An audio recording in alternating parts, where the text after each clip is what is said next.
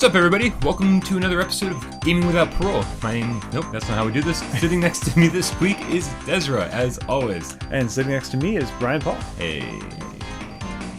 Guys, make sure you subscribe to our channel. The button's down there somewhere. If you like what you see, we do this every single week for you. Has it been a week already? Yeah, I think it's been a week already. Am I tired? These clothes are starting to smell. Yeah. Oh, actually, that's actually true. Guys, so also support us on Patreon if you feel like it. We don't actually give you anything back except for all of these amazing episodes. So last week, Des, yes, we were talking about why we love games that are based on movies. Why we love some games that are based on movies. I don't think that's a popular opinion to have. No, and rightfully so. As we said before, I mean, there are so many bad games, and for a lot of good reasons. You know, they're rushed. They're done with not a lot of care. Basically, just a chance to cash in on that few extra dollars. You know, they just spent $15 on the movie. Maybe we can get them to spend $5 more on a game. I'm sorry, $5 more on a game? Yeah. Well, what? I'm talking like percent. Yeah, it was bad. Yeah.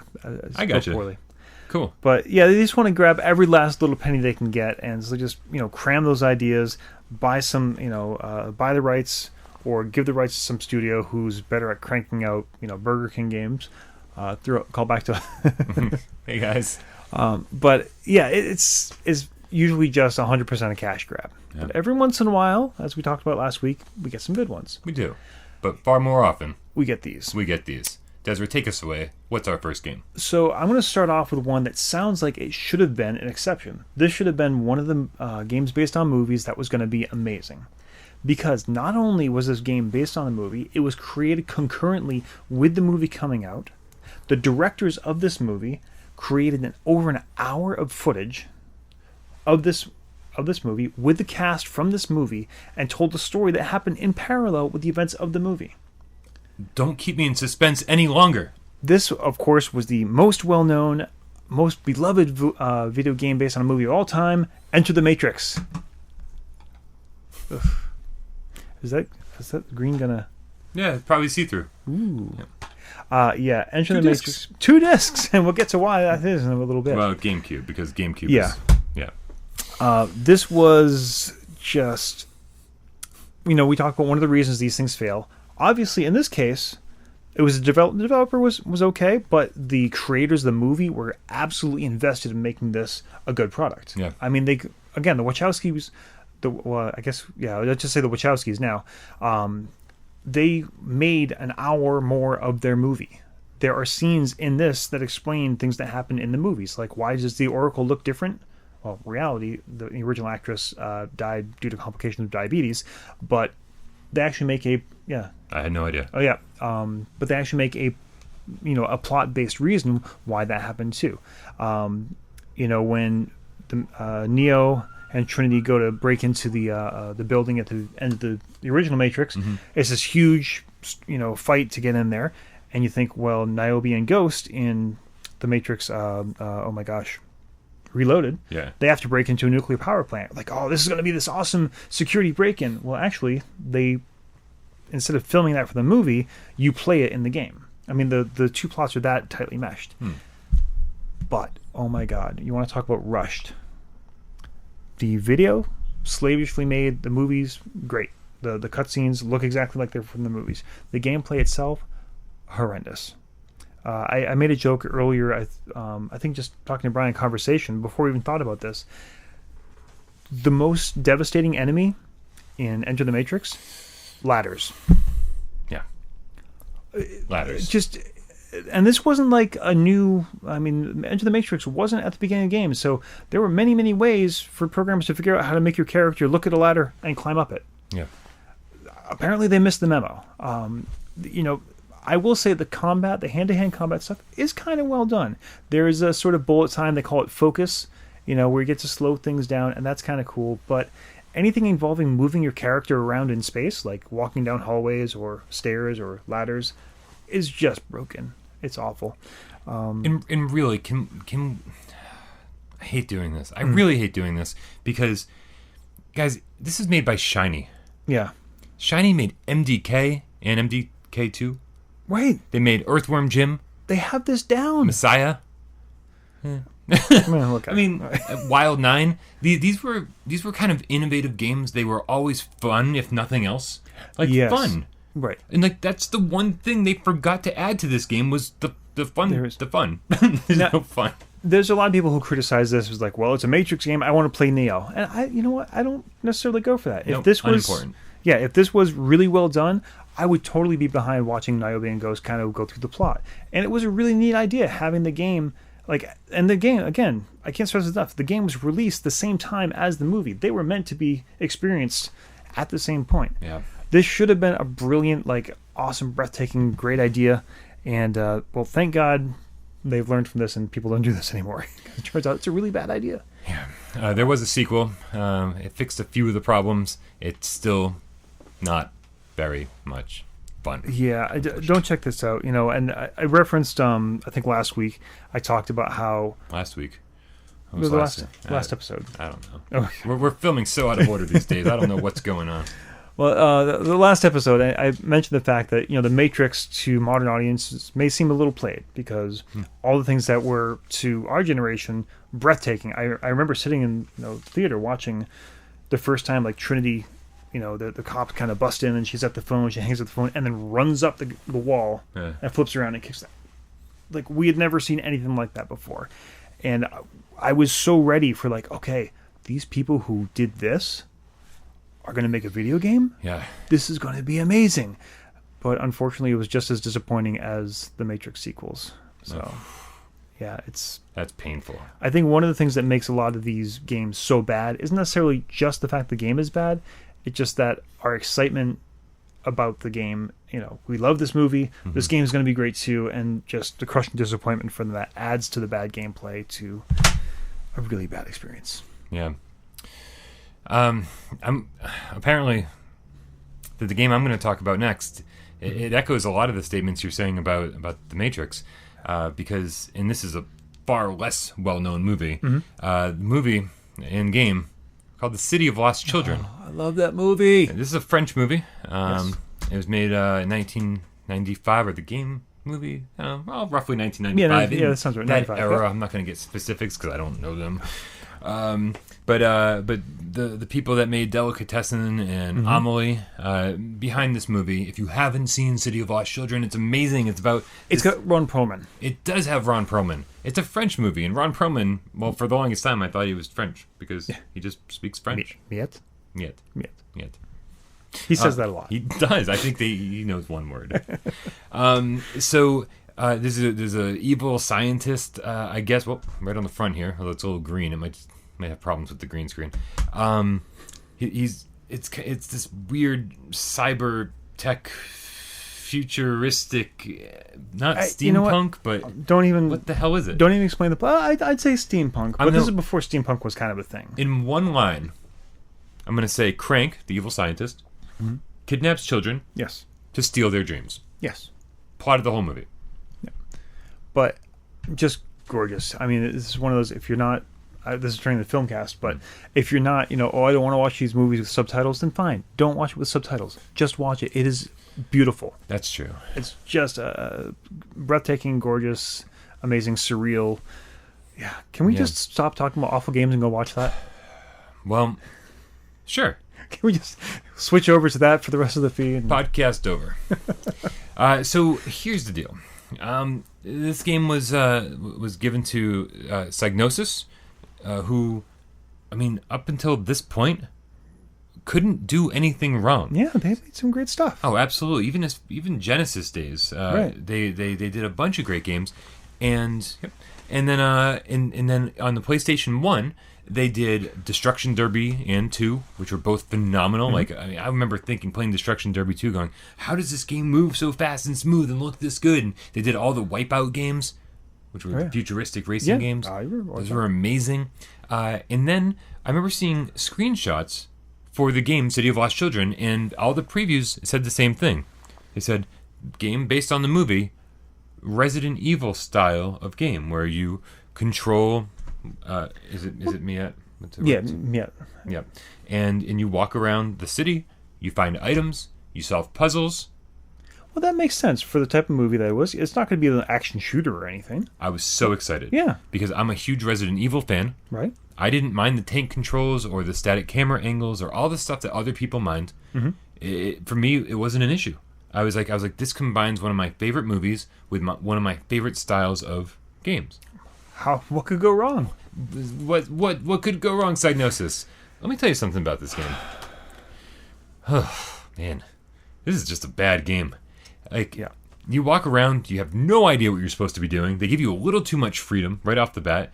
Items blend in with the background I so hate that. much. Like, I used to hate when Resident Evil items would, like, sparkle. Like, I'm like, why are you pointing this out? Let me find it. Here's why. Here's why. Because if you don't, like, Yeah. I'm telling you, some of these items are, like, literally 1 pixel big. They're impossible. You have to, even with a guide that says, go to this spot on this screen to pick it, you're like, I don't see it. What am I looking for? Where is it? And you're Is just it like there? tapping, Click. No, tapping, no, tapping, tapping. And it's impossible to find the items you need. And on top of that, not that you know what you're looking for in the first place, Right. Of course. but every time you try to do anything, Miette says, I can't do that. I can't handle it. I can't handle it. I can't do that. And it's just non-stop. And you just want to slap the bitch. Just want to slap the bitch. And I kid you not, every time I pick this game up, to I'm like, I can get through it. I can do this. Yeah. I can. I'm gonna find the good in this game. I'm gonna use a guide and figure it out. Oh God! Like 20 minutes in, I'm like, I can't do it. I can't handle it. Like I'm just want to shoot myself. It's horrible. It's bad, and I don't understand what happened here. I don't understand what happened here. It wasn't being rushed out to meet the because it came out way after the movie did. It was like, hold on, do I have that? I don't have that, but it came out way after the movie. And it's not like, I mean, this was a huge, I mean, for indie film people and for, people who are into foreign films, this was a big film. But it's not like it was a huge blockbuster hit where they're like, oh my God, we need to get onto this gravy train now and crank something out because there's all this money being wasted. Crank. It's amazing that someone decided, a game based on The City of Lost Children, by definition, should be a passion project. The audience is going to be minuscule. Yeah. But maybe that's what they figured out. Maybe eventually, somewhere in development, they figured out that, you know what, who's going to buy this game? And they were just like, well, we've already got it half made. ship it. Ship it. No. What's next? Don't ship it. So next is actually something very similar. So we talked in our previous episode about GoldenEye. Probably one of the best certainly one of the best movie-based games of all time, if not one of the best games of all time. So its sequel should be amazing. You'd hope so. Tomorrow Never Dies. Also a James Bond. Also starring Pierce Brosnan. You know what? What happened? Yeah. What's going on here? So here's the meeting I picture in my mind. Okay, guys, so we just signed a contract to get the next 007 game exclusive to the PlayStation. Ooh. We snagged it from Nintendo. Ooh. Awesome. Yeah. Here's what we're going to do. Now, the things that were awesome about that game, the first-person perspective, that was great. And the multiplayer. Everyone loved that. Everyone is still raving, even 20 years later, we're still raving the multiplayer. How about we take that license and do a third-person, almost exclusively stealth game, and get rid of the multiplayer? I'm listening. Hey, how about that? Oh, God. What a mess. So, you know what? I can go on and on about how the controls in this game were awful. Okay, so here's my target thing here. I put my reticle on that. I fire. I don't hit it. I don't know how I didn't hit it. I was aiming right there. Let's do that while we're trying to move around and be sneaky too. It's just this comes. I was talking about The Matrix, how a lot of our hatred for these games comes from our disappointment. It's like, oh, we wanted this thing.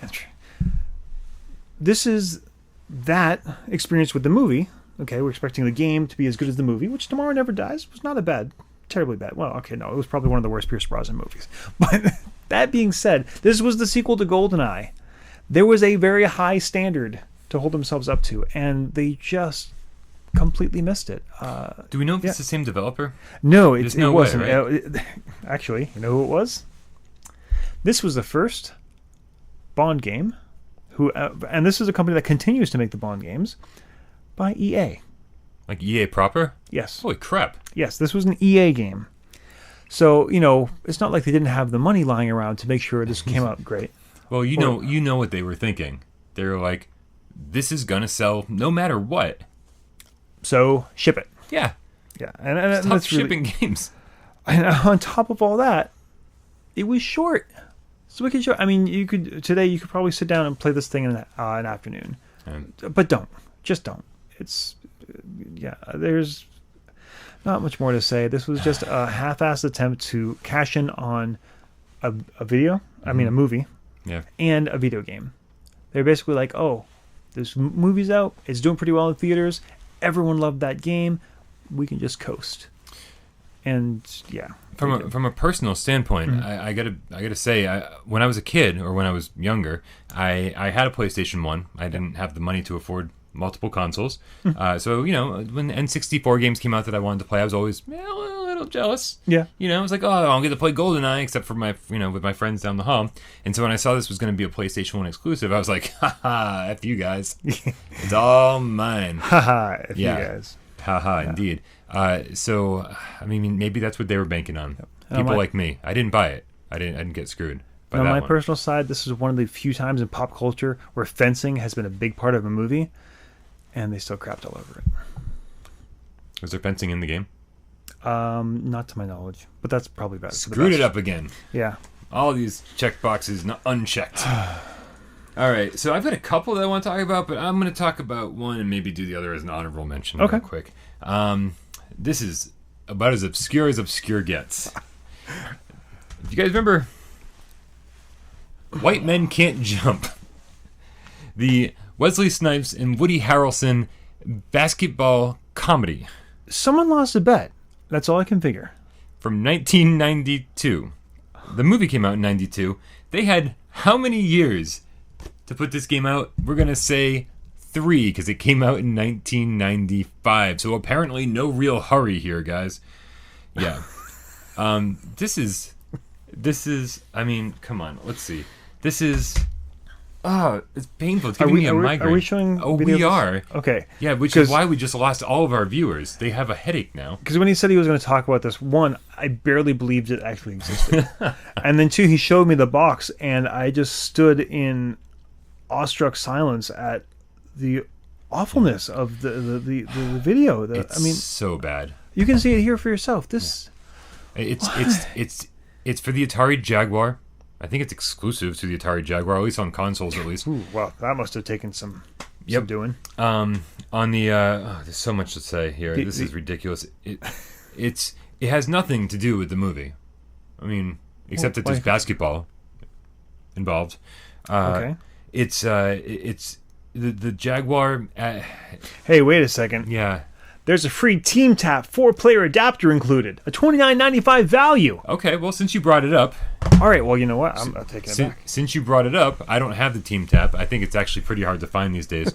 And it did come included, bundled, with this game. Now, on the front of the box, it says for 1 or 2 players. But the Team Tap is like a multi-tap, and that allowed 3 to 4 players to play this simultaneously. That thing hates you. Really hates you. I broke it. Yep. Okay. Stop. There we go. Slightly better. I'm a professional. So for whatever reason, the box lies to you. Usually there's things on the box telling you about all these great things that aren't actually included. This one goes the other way. It says it's for 1 to 2 players, but really it's for 1 to 4 because it came bundled with the thing that allows you to play it with 2 extra people. So let me get this straight. You can't actually play it with 4 people. Yeah. But the box only says 1 to 2 people. Yeah. Even though it comes with the thing that the only purpose for this thing is to let you play it with up to 4 people. Yeah, that's exactly what I'm telling you. And if you're looking at this footage, which please avert your eyes if you don't. No, don't look. Yeah. Don't, no. You'll see why this is considered by many to be one of the worst games ever made. The Jaguar was actually, strangely enough, if you played some of the later games and some of the unreleased games that Songbird finished later, a whole nother podcast, we'll focus on that sometime. The Jaguar actually had amazing 3D capabilities. Yeah. But this, for some reason, that all it had to do was render like half of a basketball court, like not even a full level or anything, or a racetrack or anything like that. It's just like a small little space, smaller than this room. All I had to do is render a small basketball half court, and it's like the frame rate's garbage. Everything's janky. You're like, I don't even know like why this. Sometimes this shot works and sometimes it doesn't. Everything about this game is just terrible, and I've played it through. I played the entire campaign. I wonder, did it? So 3 years later, I'm just wondering why then? I don't know. Did like the VHS special edition come out at that point? I have no idea. But I will say that, let's talk about the developer. This was made by High Voltage Software, which, if you remember our episodes about why we love the Nintendo Wii, yeah, High Voltage Software made the Conduit 1 and 2, and their goal was to make some of the best-looking games on Wii, and they actually kind of succeeded. Did you guys give this to your interns or something? Was that? Yeah, I mean, obviously it was, almost about a half decade before all that, but still, I'm glad you guys got better. There's that. Thank you. But this is definitely, it's so weird that they made this a 3D game. Because at the time, NBA Jam was one of the greatest basketball games ever. And it's still really fun to this day because they made it timeless. They made this cool 2D arcade basketball game that felt more like Street Fighter than basketball. And these guys didn't look at that and go, that's a good idea. There's some neat ideas there. Maybe we can work with that. Instead, we're dealing with like 10 frames a second over here in a high action game. Yeah, normally I'm not one who condones just straight up copying another game. I like originality. I like when developers take risks. Yeah. You should have copied them. Yeah. Okay. It would have been the smart business move for sure. Yeah. If you don't have your own ideas, that's okay. Copy someone else. Don't just take your no ideas and make a game based on no ideas. Yeah. That's even for the hardcore Jaguar collector. I mean, that's the only reason you should own this game or even seek it out, because you just need to fill that little space in your collection. Other than that, even if you have a Jaguar and you're not a collector, just don't. Just avoid it. Just don't. Yeah. No. It's not worth the effort of even looking it up on eBay. Like typing the White Man Can't Jump into eBay to see if you can find it. It's not worth that effort. Now I'm kind of curious to know if it's worth anything. I'm guessing still no. Imagine there's people at the screen. What are you talking about? That's worth $20,000. There are 5 of them in existence, you idiot. Right, you guys are just tossing it around on the table. That's not true at all. Nope. Wait, have you done 2? I have done 2. I do have my honorable mention. Let's do it. This is when we talking about video games based on movies that were terrible. This is the one that I immediately thought of, that I think everyone in the audience is thinking of. And when I started doing research, I realized, you know what, this is too big to have its own footnote in an episode. Maybe we'll do something more about this later. But E.T. E.T. the Extraterrestrial for the Atari. Oh God. This was universally thought of as one of the worst games of all time. I actually discovered something on my own I hadn't known before. We talked about things being rushed. This game was made by one person in 5 weeks. So, in that perspective, it's actually amazing it was as good as it was. That's pretty surprising actually. Yeah, from the almost impossible to decipher graphics to the falling in pits, which actually was the point of the game. Usually that's something you want to try to avoid. The controls were, just the entire thing was baffling. Like, you really had no idea what you were supposed to do at any given moment. It's just awful. But there's all sorts of legends and wonderful things about landfills that we'll talk about at some future point. But we couldn't let this episode go by without talking about this. But here's the thing, a little personal bit I wanted to add. I had an Atari back then. I had this game. I didn't know any better. I was like, okay, this is a video game. I like playing video games. This must be a fun video game. I spent so much time trying to play this game, assuming, wow, this feeling of anger and frustration I'm feeling, must be what video games are. Yay, I'm having fun. Yeah, and it wasn't until later, revisiting it, I realized how lousy it was. But if you had asked, 11, 12-year-old me what my favorite games were, I would have said E.T. But maybe that's who it was designed for. Maybe. It was, You gotta feel bad for that guy. I've seen a lot of interviews with him, and I mean, he's not embarrassed by it. It's kind of an accomplishment. Who else can say, I made a game in 5 weeks?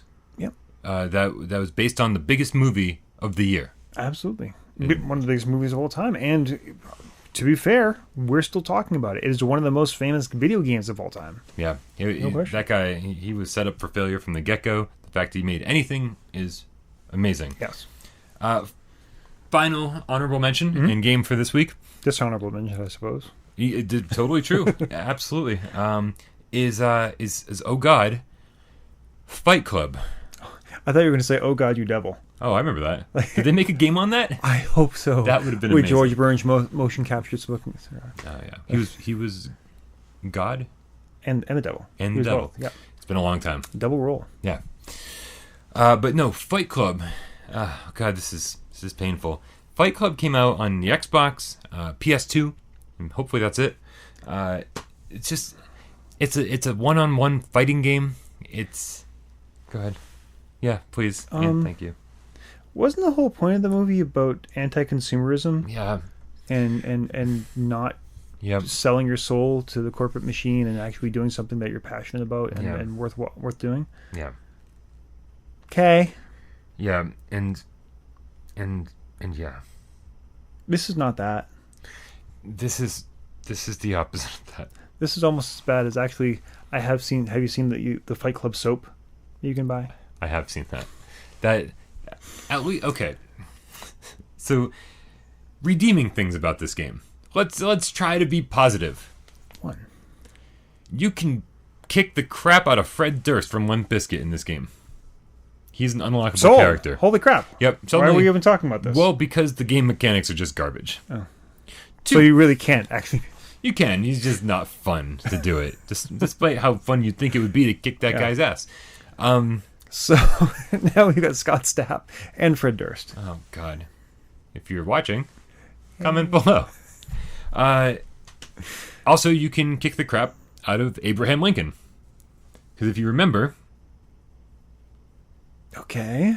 Yeah. If you remember that he was mentioned briefly in one line in the entire movie, like who, if you could choose anyone to fight, who would it be? Yeah, Abraham Lincoln. That was one of the answers, and they never talked about it again. They talked about his reach, and so they included him as one of the people you could fight as in this game. They were stretching real far for this. Like I said, the game engine is just real rough. It doesn't look very good. There's blood, which I mean, you can play at Lou's Bar. You can play on Paper Street. So there are stages that actually represent things. You can play as Meatloaf or Bob. Yeah. Bob had bitch tits. We all remember the game. Best part of the movie. It was good. He was fantastic. Dude, the movie was amazing. The movie's great. The movie's probably like top 5 favorite movies of all time. Yeah, this is going to be another like City of Lost Children thing. It's just like, this should be amazing. Well, actually, no. I got to say, just talking about, we're going to have a video game based on Fight Club. Yeah. The very concept is so anathema to the idea of the movie that the only people who would be making this game were people who were doing a soulless cash grab. It would be impossible to have a passion project because people who are passionate about the movie wouldn't do this game. Yeah. No, this was real sad. Maybe if we're totally wrong and there was actually like one developer who was like, no, they perverted my dream. I had the perfect idea. I mean, let's be fair. If you're going to make a Fight Club game, it should be a fighting game. Yeah, it should be.